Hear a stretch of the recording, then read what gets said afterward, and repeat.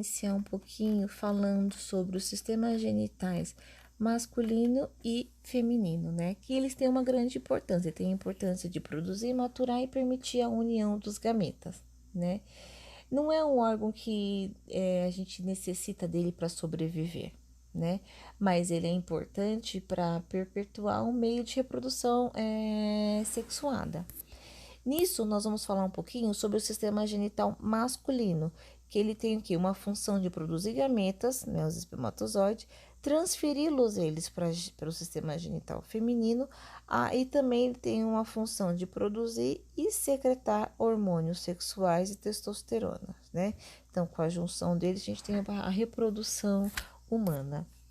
E como que ele é classificado, né? Existe a classificação de órgãos sexuais primário, que ele é composto pelas gônadas, que são os testículos, né? E com função de espermatogênese e produção de hormônios sexuais, que é a testosterona, a gente falou um pouquinho lá atrás, né? E eles estão localizados aonde? No escroto, que é uma genitália externa. Os órgãos sexuais secundários, né, eles é composto pelas estruturas condutoras do espermatozoide, como o epidídimo, que está localizado acima do testículo, né, pelos ductos deferente, ducto ejaculatório e uretra prostática, membranácea esponjosa, sendo que a última está localizada ali no cópulo, né, bem no pênis, tá? Temos também os caracteres sexuais secundários, que é quando o jovem já começa a ter uma maturação sexual, né? A voz começa a ficar um pouco mais grave, há um aumento de pelos nas genitálias e também por todo o corpo dessa pessoa, tá? Vocês estão observando que nessa figura vocês conseguem visualizar, né, a uretra, o pênis. Vocês estão vendo que o epidídimo, ele está em cima do testículo, né? Aí eu tenho o canal deferente, eu tenho a minha vesícula seminal, e aí embaixo da vesícula seminal eu tenho uma próstata. Na outra figura, vocês conseguem ver o escroto, que é aquela bolsa que vai envolver o testículo, né? Tem a uretra esponjosa, o pênis. Tá mostrando para vocês aí o canal deferente, né? Eu tenho uma vesícula seminal, ela é pequenininha, né? Ela tá acima ali da próstata, né? Tem a minha bexiga e aqui tá dando só uma demonstração de qual é a localidade correta de se fazer uma vasectomia. E aí, falando um pouquinho ainda sobre as classificações de estrutura, nós vamos falar um pouquinho do testículo, né? Quantos testículos tem, né? De numeração, tem 2 testículos que eles são fáceis, né, e palpáveis, ficam localizados dentro do escroto, né, onde o esquerdo está inferior ao direito, que proporciona uma melhora ali da parte do retorno venoso, porque vai evitar atrito entre eles dois, né, por estarem próximos. Então, sempre um vai estar inferior, certo? O escroto, ele é aquele nome dado, aquela bolsa, né, que vai alojar os 2 testículos, que vai proteger, né? Ele é dividido por uma porção laterais pela ráfia do escroto, tá? E aí vocês vão ver que ele acompanha uma linha mediana do períneo até o ânus. O epidídimo também mostrei para vocês na figura anterior, né? São 2. Ele tem, se vocês observarem direitinho, ele tem o formato de um C, né? E ele tá acima do testículo, tá? Podendo ser percebido quando se palpa também. E lembrando-se que nesse órgão que o espermatozoide tem aquela maturação de fazer aquele processo de ejaculação, tá? No ducto diferente, né, ele é formado pela junção do ducto diferente e com o ducto da glândula seminal. Desculpa, voltando. O ducto diferente, eles são 2, né? E ele tem a continuação do epidídimo, né? Que vai fazer o quê? Vai conduzir os espermatozoides até o ducto ejaculatório, né? E ele vai sair ali da parte do escroto e vai penetrar até a cavidade abdominopélvica, ali na parte abdominal e pélvica, tá? E vai seguir né, em sentido ali ao corpo da bexiga, onde ele vai se encontrar com o ducto da glândula seminal, né, e juntando ali na parte inferior da próstata. Eu tenho também o ducto ejaculatório, né, que ele é formado na junção do ducto deferente e com o ducto da glândula seminal, tá? O trajeto dele está situado ali dentro da próstata. Já as glândulas seminais, ela consiste em um duplo tubo envelado que evita várias divertículos de situações na parte posterior inferior, ali da parte da bexiga, tá?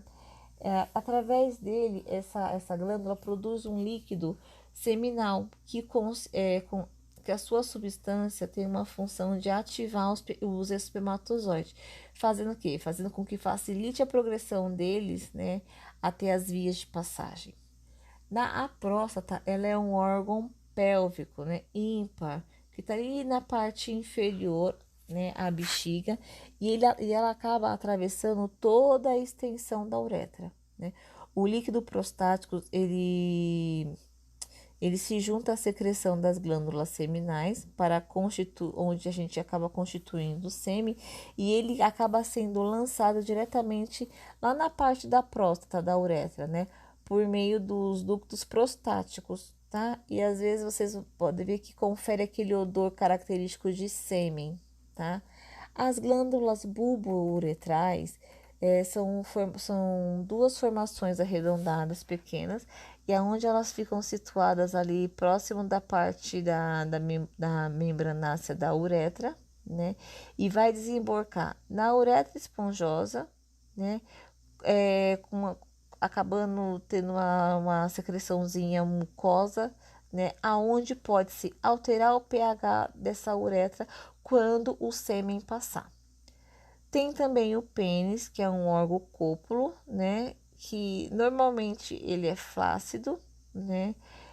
Mas quando o seu tecido acaba ficando ereto, eles acabam se enchendo de sangue, né? Então ele fica bem túrgido, fica bem rígido e às vezes acaba até aumentando o volume, tá?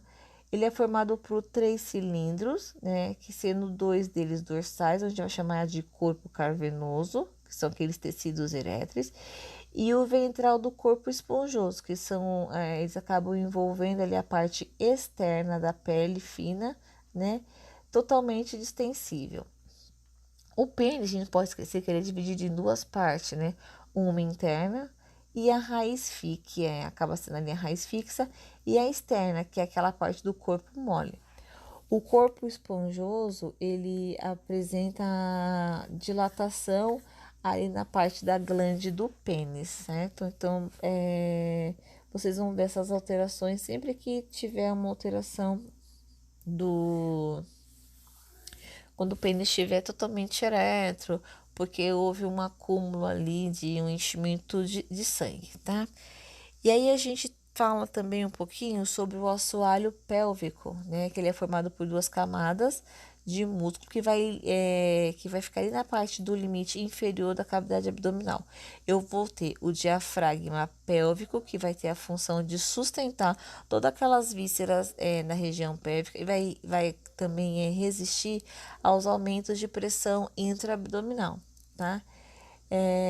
Tem o períneo, que ele vai ter aquele limite ali na sínfise púbica, tá? E aonde ele é dividido em região urogenital e anal. Isso é bem importante para vocês entenderem, tá?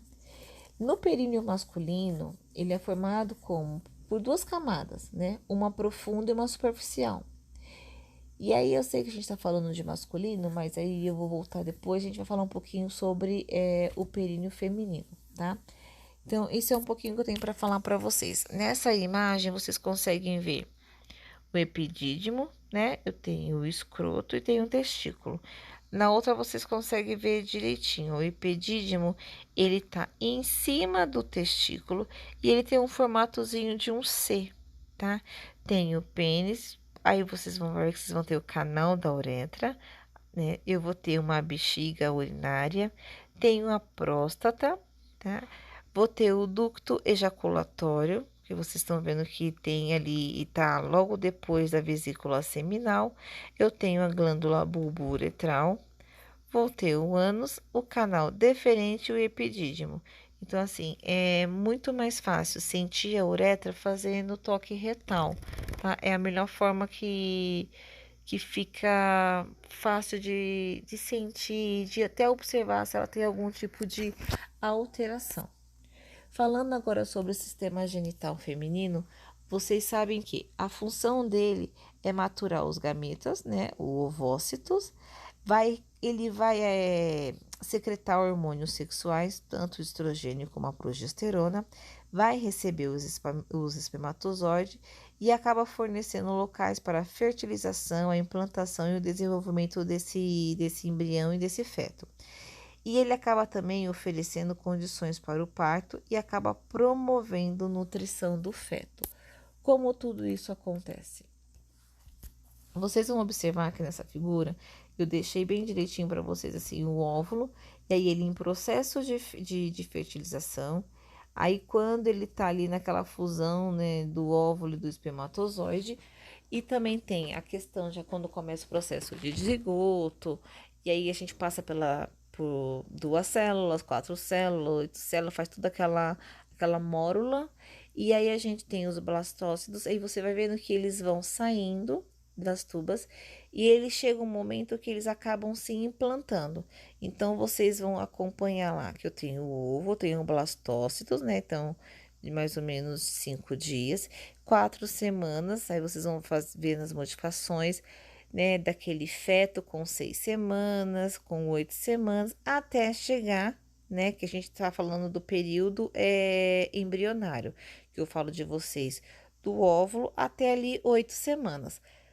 Passou de 8 semanas, eu já tenho ali aquele período fetal, né? Onde a gente vai trabalhar o processo já de formação desse feto, desse bebê, para chegar depois no formato da passagem dessa criança. E ali eu vou ter o quê?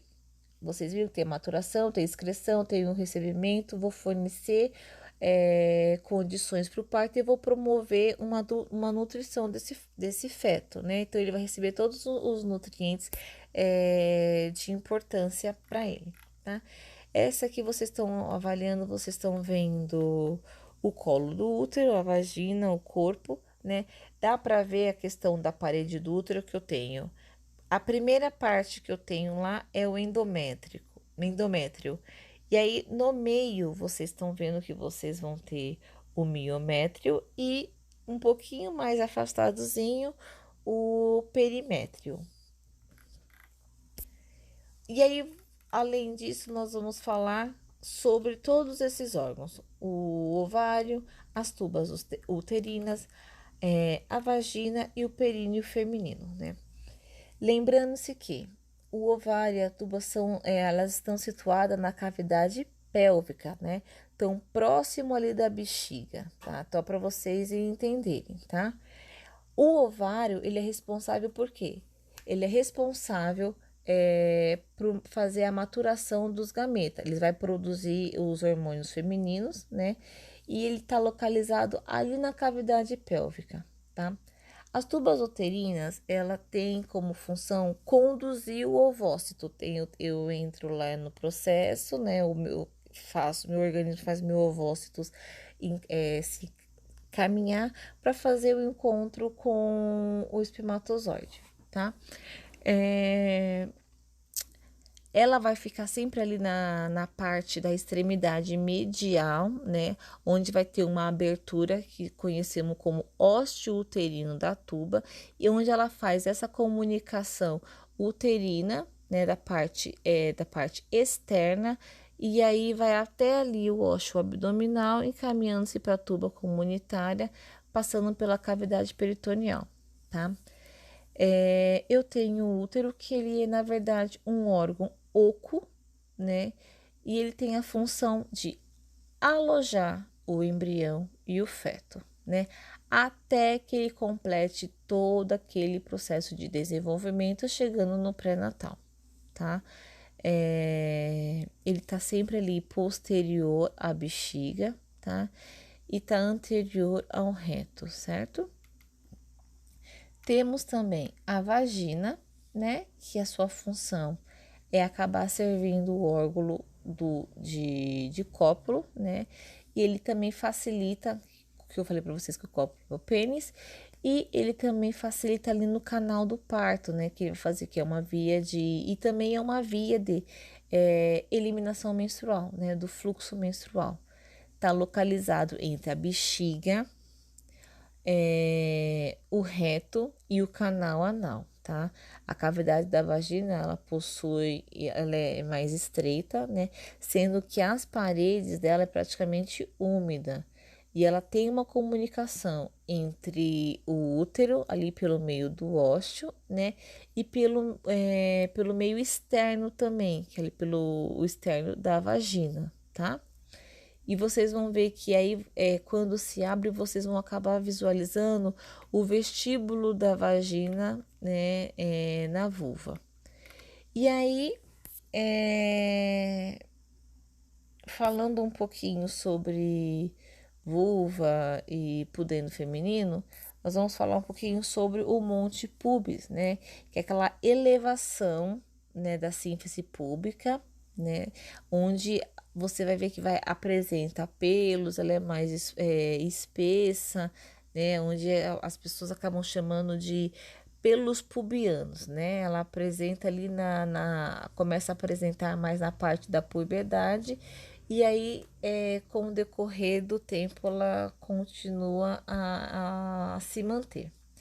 Tem lá os lábios maiores do pudendo, né?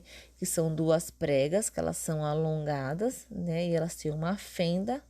E após a puberdade, ela apresenta ela começa a ficar mais hiperpigmentada, tá? E em algumas fases ela acaba ficando coberta por pelos, né? Apenas na face externa dela, tá? Já os lábios menores, né, são duas pregas cutâneas que tá na parte lateral dos lábios aos lábios maiores, tá? Também é recoberta por uma pele lisa, úmida e vermelha, e é onde ela acaba ficando protegida pelos lábios maiores, ok? O espaço que ela tem, né, do espaço menor e o vestíbulo da vagina está localizado ali no ósseo externo da uretra, tá? As glândulas vestibulares maiores e menores, né, elas são duas. As menores, tem um número variado, né, e fica sempre situada ali de próximo ao vestíbulo, tá? Aquele ducto que abre ao redor do ósseo da vagina, aonde começa a liberar aquele muco lubrificante. E aí vamos falar um pouquinho sobre as estruturas eréteis que nós temos no sistema feminino, né? Qual é essa estrutura erétil que nós temos? É o clítoris, né? Que ele é homólogo do pênis, né? Ela tem um corpo mais externamente dos corpos cavernosos do pênis, né? Ela tem duas extremidades fixas, né? O isco e a pubis, onde a gente vai chamar ela de ramo do clítoris, que aí ela tem uma junção onde ela forma o corpo do clítoris e que ela apresenta uma dilatação, onde vai denominar ali a parte da glande do clítoris, né? E aonde essa glândula ela é visível e está ligada a excitabilidade sexual feminina. Então, quando se toca, a mulher tem uma sensibilidade muito maior. E em alguns casos, tem mulheres que conseguem sentir muito mais prazer quando essa estrutura é acariciada. Então, nessa figura eu mostro para vocês que vocês conseguem visualizar onde está o clítoris, né? Os pequenos lábios, os grandes lábios, né? A vagina e a uretra. Então, assim, temos o canalzinho da uretra lá em cima, temos a vagina lá embaixo, né? Então, aí vocês estão olhando os órgãos internos, né? Os órgãos externos os órgãos externos femininos. Uma outra coisa que eu queria falar para vocês é a respeito do Monte Pubis, né? Vocês estão olhando ele nessa figura de duas formas, né? Que é o Monte Vênus ou o Monte Pubis. Então, ele está localizado acima, como se fosse um triângulo, acima do clítoris, acima dos grandes lábios, tá? Então, você tem essa visualização que vocês conseguem entender. Então, passou o clítoris, onde tem essa parte que consiste pelos, nós temos o monte de pubis, tá? Eu espero que vocês tenham entendido, que não tenha ficado nenhuma dúvida. A gente se encontra na próxima aula. Obrigada.